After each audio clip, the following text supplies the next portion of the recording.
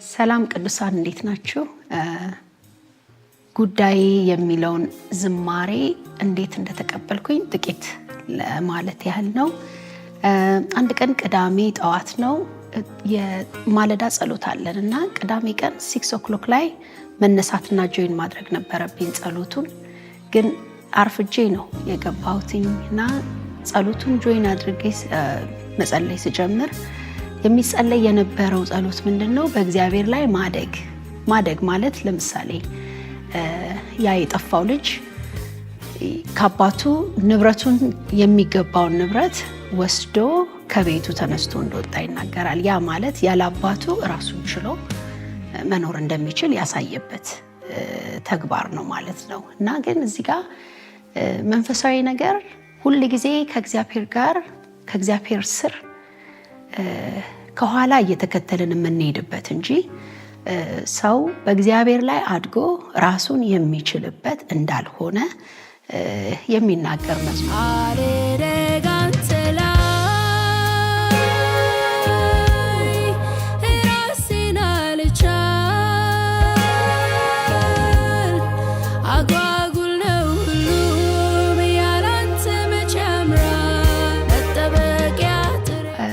ስትጸልይ የነበረችው እህት አንተ ላይ አንጎርምስ ነው የምትለው። እንግዲህ ጉርምስና ማለት እንግዲህ በኑሮ ወይም ደግሞ ፋሚሊ መካከል አንድ ልጅ ለአቅመ አዳም ሲደርስ ወይም አንዲት ሴት ለአቅመ ሔዋን ስትደርስ ቤቱን ጥለው ይወጣሉ የራሳቸው ኑሮ።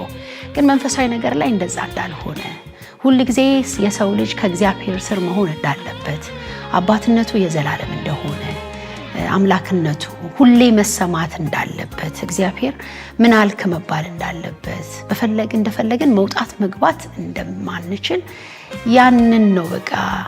በእርግጥ አሁን እንዲህ ቁጭ ብዬ እንደማወራው አይደለም። ገና ያ ጸሎት ሲመጣ በጊዜው የነበረ ወይም ደግሞ የነካኝ እግዚአብሔር መንፈስ አለ። በስነ ስርዓት ማለት ተኝቼ ነበር፣ አልጋ ላይ ሆኜ ነው ጸሎቱን ጆይን ያደረኩትኝ። ግን መተኛት ነው ያልቻልኩት፣ መቀመጥ ነው ያልቻልኩት።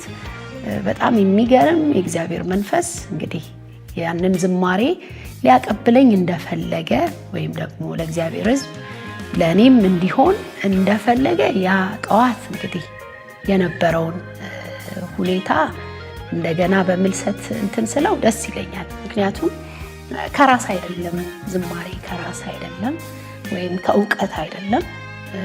ሊጻፍ ይችላል፣ ግን ትክክለኛ የሆነውን ዝማሬ ግን ሰው ጋርም ሄዶ ተጽዕኖ መፍጠር የሚችለው እግዚአብሔር ሲሰጥ ነው። አንተ ነው እንጂ ጥብቅ አድርጎ መያዝ ያዘኝ ያዶ ማልዶ በጠዋት በአንተ እጅ ነቅቶ መዋለች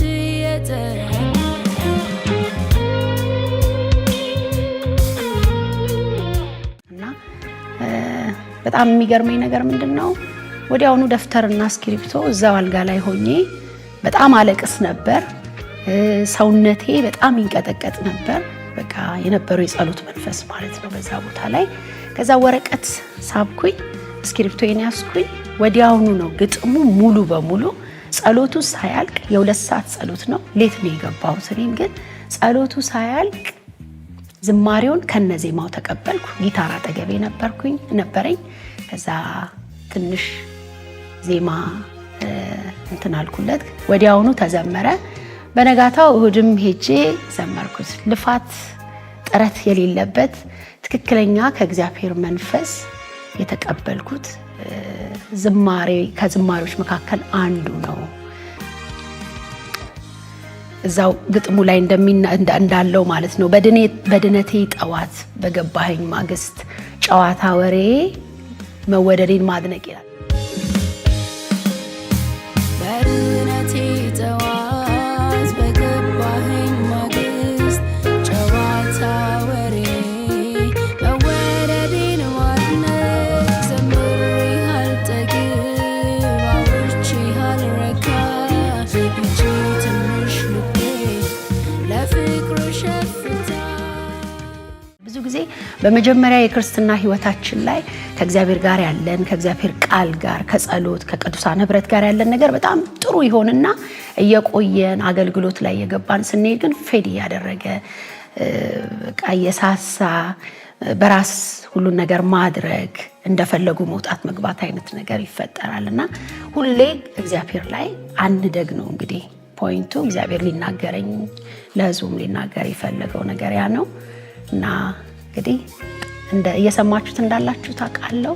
እንግዲህ ድጋሚ ያው ዳራውን ነው የምነግራችሁ እንዴት እንደተቀበልኩትኝ። ተባረኩ።